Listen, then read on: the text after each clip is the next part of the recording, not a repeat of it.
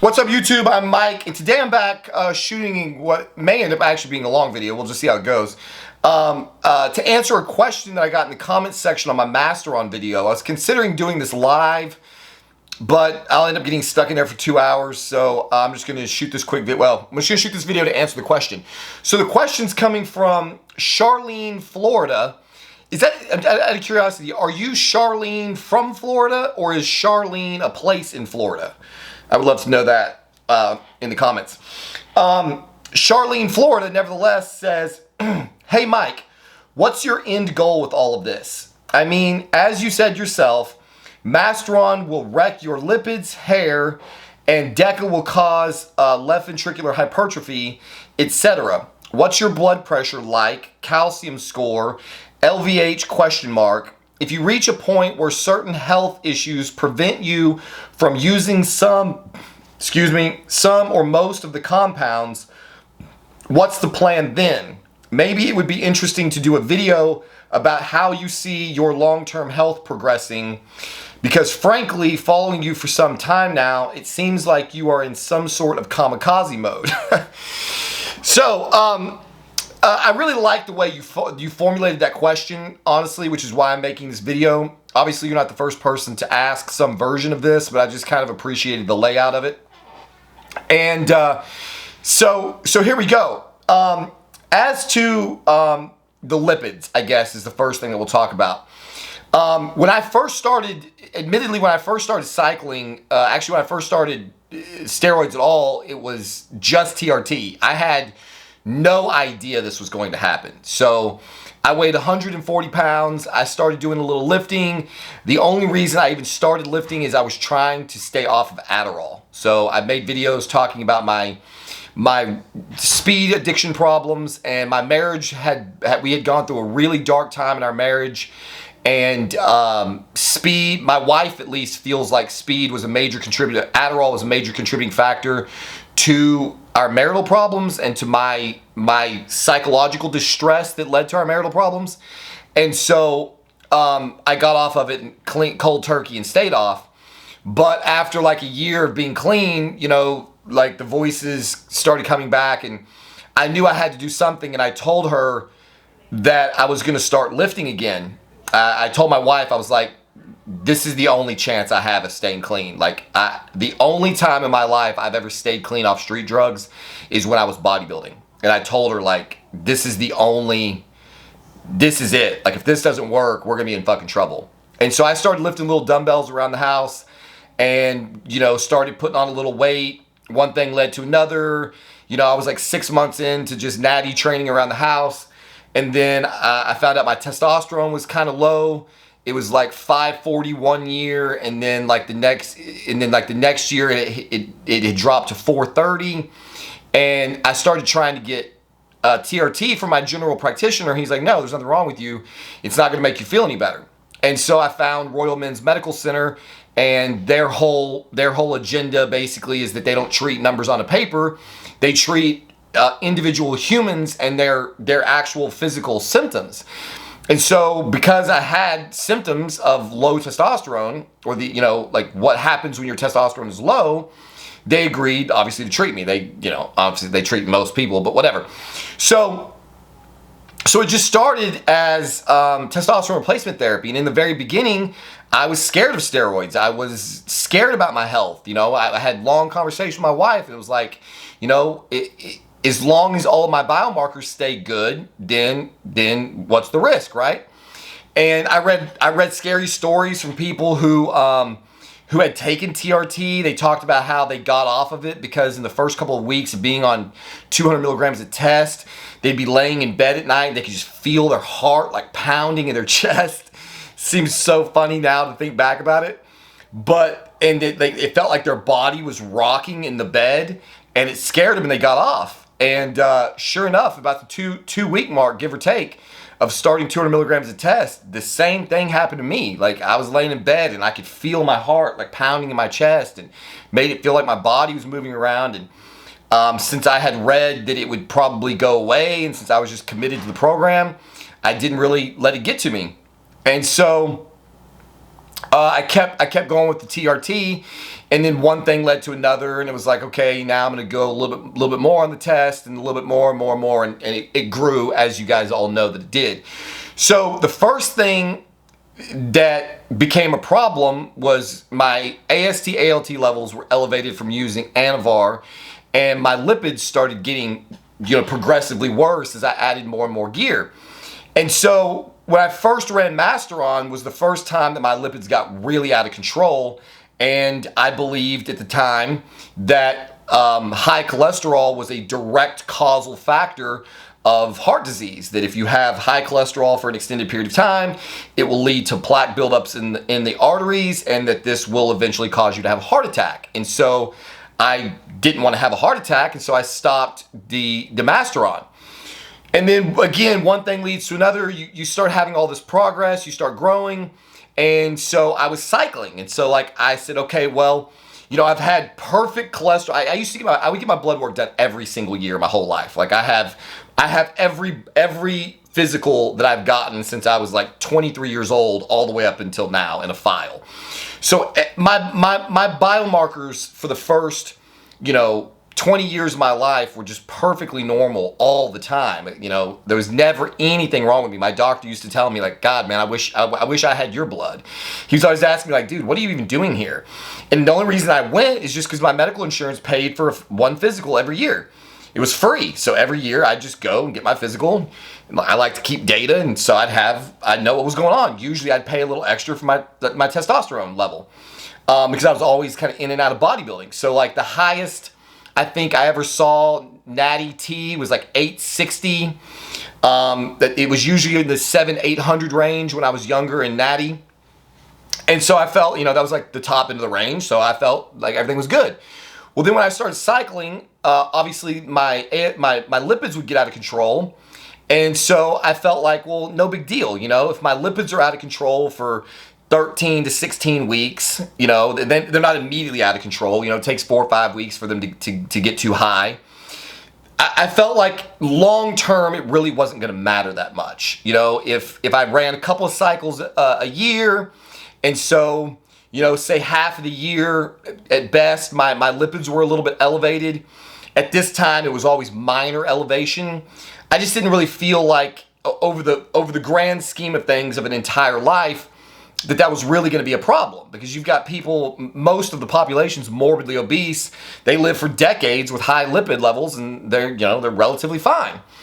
And so I just kind of allowed it as something I was willing to accept for short periods of time when I was cycling.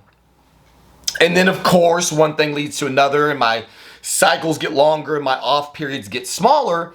And then I came across, so I started researching it more, and I started finding out that there's no real good consensus in the medical community of this one-to-one connection between elevated lipids and atherosclerosis. In fact, their triglycerides play a major role, and then there's, I think it's called lipoprotein A or something. There's some other factor. And so when you look at cholesterol as a whole, a person who has high cholesterol, these are typically obese and morbidly obese people, and their triglycerides are often also out of whack. There's a lot of other factors going on other than just their cholesterol. They're generally diabetic. There's a lot of things going on.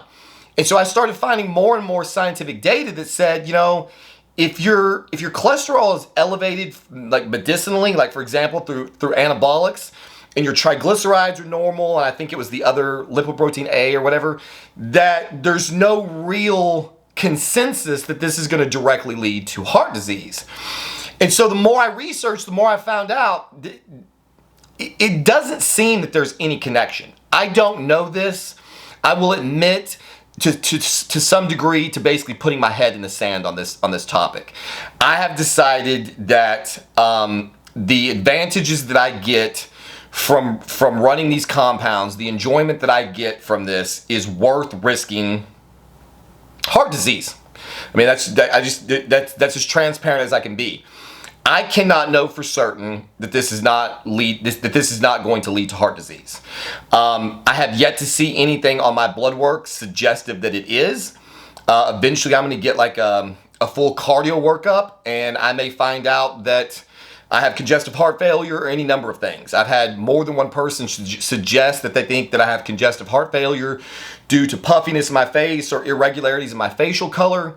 I actually have a relatively close relationship with an actual medical doctor and a guy who is a emergency room nurse who these people see people who have heart disease, congestive heart failure all of the time in the medical profession. And my nurse friend has assured me that he doesn't see any signs or symptoms suggestive of me having any kind of heart conditions. Now, obviously he's looking at my blood work. He just knows me personally. He knows how my body functions. And so without doing any specific tests beyond the extensive blood work that I've done, basically the medical professionals that I have in my life they're not indicating to me that I should be terribly concerned about heart disease or lipids or whatever. So at this point, I'm choosing to continue doing what I'm doing and not be concerned with my lipid profile. I understand that I'm pushing it to an extreme. There's like high cholesterol and there's like really high cholesterol. Mine's very high. And so, but I eat a relatively clean diet. So I don't know. At this time period right now, unless new data comes in or I should get a cardio workup or I guess have a heart attack or something, I am basically just completely ignoring my lipid profile. Hair, I've talked about this at length. I don't care if it falls out. Left ventricular hypertrophy. This is another thing that I've talked about multiple times on this channel. There's a couple of pathways to left ventricular hypertrophy. Well, there's actually many, but the two that I get questioned about the most are my use of cabergoline, and now my use of DECA. So what we're talking about is cardio remapping. There's a whole lot of yammering in the community about left ventricular hypertrophy. My understanding is that bodybuilding alone, in the complete absence of hormones, can lead to some left ventricular hypertrophy. Cabergoline that I use every single day now. I used to take it 3 times a week. I've now broken my dose up into a daily dose, so I use it daily in a smaller amount. I have been on cabergoline for years now, basically. I run it anytime I'm running tren, and I effectively run tren year round now. So as long as I continue to do steroids, I will probably be doing tren in some amount or another, and even at 50 milligrams a week, I have to take a very small dose of cabergoline to offset my prolactin issues. Every single bit of the medical literature that I have read about cabergoline and left ventricular hypertrophy are at substantially higher doses of cabergoline. So cabergoline, I always say, I don't know which is the right, I need to look up so I can say it right. Cabergoline was designed primarily to treat prolactinomas, which is a benign tumor on the pituitary that causes your body to mass produce prolactin. And so cabergoline is one of a few drugs that are used to lower prolactin levels. And so in the clinical cases where left ventricular hypertrophy was found, and it's not a guarantee even at high doses, there seems to be obviously a major genetic component at play. It was only reported at doses necessary for treating prolactinomas, which are considerably higher than doses that bodybuilders use. Admittedly, at a milligram of cabergoline a week, I'm starting to climb into territory where I might be getting close. I want to say that I looked it up at one point, and it was like 4 milligrams or more per week that were potentially indicative, that were potentially causal factors in left ventricular hypertrophy. So from the cabergoline side, I have zero concern for left ventricular hypertrophy because I just don't think that my dose is high enough to cause it.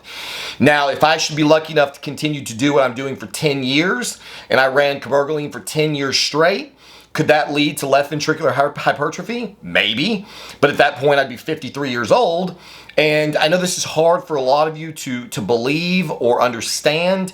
I have no great love for my life. I just don't. I find living to be extraordinarily tedious. I am suicidal to some degree or another, even on my best days on earth. And I don't mean to be the people. It's you people. Okay, I'm just gonna be honest. 100% of my suicidal ideation is caused by the existence of people. And most importantly, it's caused by the fact that most people are profoundly fucking ignorant, and I am not. And so my brain processes the world in a very unique way relative to people of average intelligence, and it makes existence on this planet extremely fucking difficult for me. Reading the news, watching what's happening in our country, watching our leaders' inability to solve the most I could solve every single problem facing America, I mean, in a very short period of time. Now, most people would not like my solutions because it would lead to the eradication of certain populations of people. But those are the best solutions. I have solutions that would solve all of the world's problems. And when I have to fucking exist in this space where I watch the people who actually have the power fumble fuck up every decision that they make, and I have to live in a world that is so much worse than it should be because the people we have chosen to put in power, and that's on both sides of the political aisle. This is not a political statement. This is a human statement. The average human being is a complete and total fucking imbecile, and I can't stand living around them. Getting in a car, going to Walmart, going to the gym. I cannot get away from stupid fucking people, and it makes me just not want to be here anymore. Living is just not worth it if I have to live with all of you fucking people. And so, I don't have any special love for my existence. I love my wife. I love my kids. I want to see them grow up most days. But even the desire to see my children grow up is tainted by the fact that I'm having to watch them grow up in a world that I absolutely, totally fucking despise through and through and through. In my estimation, we are living in a world that is like a bad fucking joke. It's like we are doing everything wrong. There are so few things actually being done right in our world. I just feel like I'm living in a sick fucking nightmare. I do not take this existence seriously. And so the only way that I'm able to stay alive on this planet is by believing that we are living in a simulation, that we are living in something that was never intended to be good. That we are living in an existence that is, which the intent of the simulation is to like test our willpower. We live in the sickest of all conceivable fucking worlds, and I sometimes I feel like it's a test. Like I feel like life is a test, and the only way to win is to stop playing the game. That you have to have the willpower to choose to end it, and if you choose to end it, then you win the game. And so that's the battle that I have warring inside my mind at all times. Most days I feel like I am failing myself by not ending it, that I'm too weak to do what is necessary to be done to actually get out of this place and get to what you might call heaven or whatever, to get to the reward. I'm horribly concerned that is the win game scenario, because there's just no value in this existence at all. Our existence is totally meaningless. And so that's why I run these crazy high cycles. The truth of the matter is that this basically is my attempt at going at it. I don't know what the algorithm will allow. That's why I keep not using the S word. I run these cycles knowing that they potentially could be death cycles, and I don't care. I absolutely do not care. Like I said, yeah, I want to see my kids grow up, but not in this world. And so every piece of happiness that I experience, you know, in relation to my growing family comes at the cost of having to watch it happen in what I imagine to be the sickest of all environments. And so there's no real pleasure to be gained at all. So that's why I don't care about left ventricular hypertrophy. That's why I don't care about my lipids, and that's why I don't care about pretty much anything. So your next question is, what is your blood pressure like? The only reason I treat my blood pressure is because it feels bad when it's high. So like if I thought high blood pressure would off me tomorrow, I wouldn't treat it. The problem is that it won't off me tomorrow. It takes a long time for high blood pressure to actually result in death. And so while you have high blood pressure, at least for me, some people call high blood pressure the silent killer. That has not been my experience. I do not feel good when I have high blood pressure. So I use 160 milligrams of telmisartan. I might be able to get away with 120. It's just that I have 80 milligram pills and it's easier to just take 2. I take 160 milligrams of telmisartan per day, and that keeps my blood pressure normal. It keeps it, you know, sometimes it'll be as low as like 118, maybe 115 over, you know, 70, 65, 70, something like that. And sometimes it'll be like 125 or something. Even at 160 milligrams of telmisartan, if I take enough shit, I've seen readings get higher, you know, into the 130s. Again, I only concern myself with my blood pressure when it doesn't feel good. It's not about longevity. Calcium score, I think I got a calcium score a long time ago or years ago. I haven't had one in the last year or two, so I can't answer a calcium score.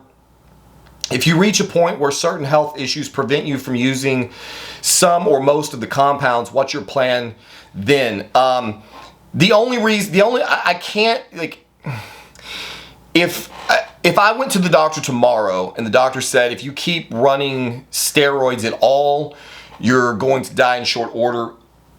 As I sit here today, obviously, you know, people always say what they would do in certain situations. I can't know for certain until I was actually sitting there.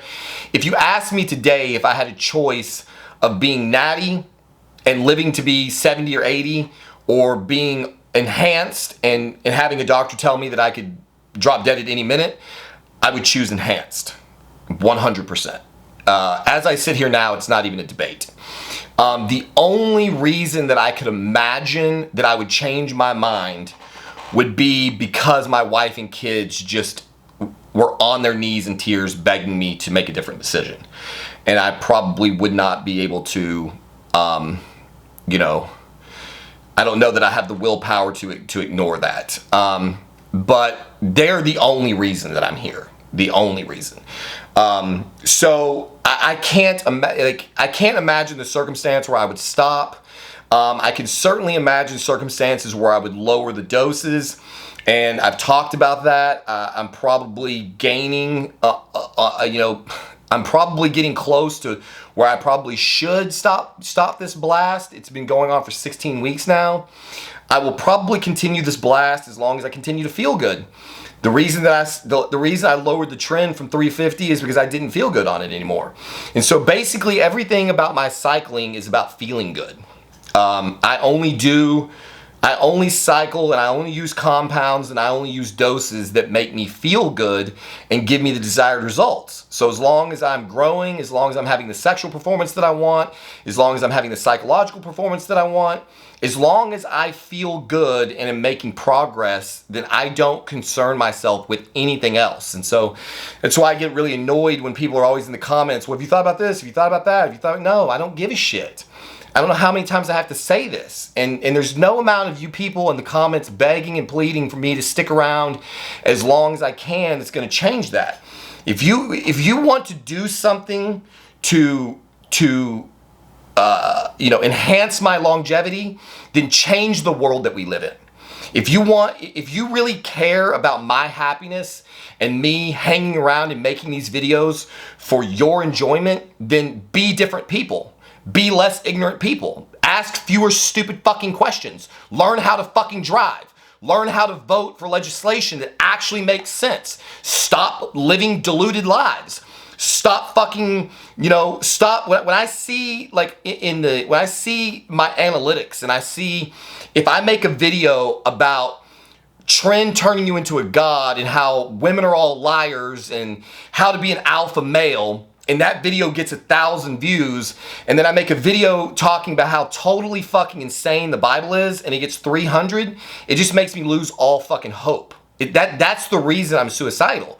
The fact that any of you could believe in God makes me lose all hope for fucking humanity.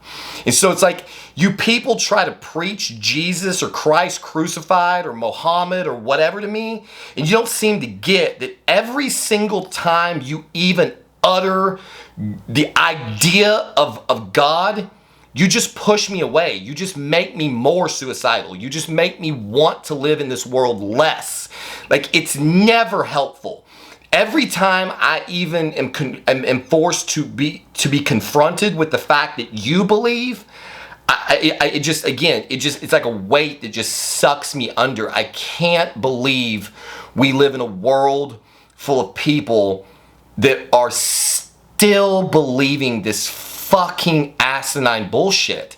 And if this is the world you people want to live in, I don't want to be a part of it. And because people seem to think like there's some light at the end of the tunnel. Like there's some fucking reward. Don't you people realize you're all going to die? You're all going to die. One day, whether it's tomorrow or in 50 years, you're going to die. And when you die, none of the things you did on this earth are going to fucking matter at all. None of them. In my estimation, you're going to cease to exist. You're going to return to the state that you were in before you were born. Total, just nothing. And so it doesn't matter if you cure cancer or if you spend your entire life under a bridge smoking meth. At the end of the day, this life is totally meaningless. And so it boggles my brain how most people approach it. What else here? Yeah, so I think I've probably beaten this point pretty brutally into the ground. I am definitively in kamikaze mode. I am in death cycle mode. I am in Harry Carey mode. I absolutely do not care about any of the physical consequences of anything I am doing. As long as it continues to feel good and continues to produce the results that I want, I will take anything and everything. There is no dose I won't try. There is no compound I won't run. There is no length of time that I won't run it. If I thought that the only thing separating me from 275 fucking peeled on the Olympia stage was a gram of halo and a gram of trend, if somebody could definitively prove that if I ran 10 grams of fucking gear, I would be Jay Cutler inside of a year and a half, I would fucking start doing it right now without a question, without a doubt, without equivocation. It has nothing to do with the consequences. Mainly, I guess, because I just don't believe that there really are any. Because look, Jay Cutler's still alive. Arnold Schwarzenegger's still alive. Ronnie Coleman's still alive. The overwhelming majority of people who have done the things to their bodies that I'm doing are still alive. So all of you panicky motherfuckers who keep acting like I'm some extreme case, compared to like real hardcore pro gigantic bodybuilders, like these guys are probably, if they ever watched one of my videos, they would probably be fucking laughing. The Jay Cutlers and Ronnie Colemans of the world probably look at my cycles like I now look at 200 milligrams of test. It's just like, I suspect that what I'm doing is absolutely nothing. So there you have it. I don't want to have to cut this video together. My camera's going to cut off at the 30-minute mark, which is 45 seconds away. So thank you, Charlene, Florida, for giving me an excuse to run my mouth for half an hour. I was really in the mood to make a video. Hopefully this answers the majority of questions that people will ever have about the risks that I'm taking, and you'll stop trying to keep me alive. If you want to make the world better, stop believing in God. Stop voting for idiot politicians. Learn to drive. Stop being a moron. that is the greatest thing that you could possibly do for me and the rest of all future existence. So there you have it. As always, thank you for watching this video, and we'll see you on the next one.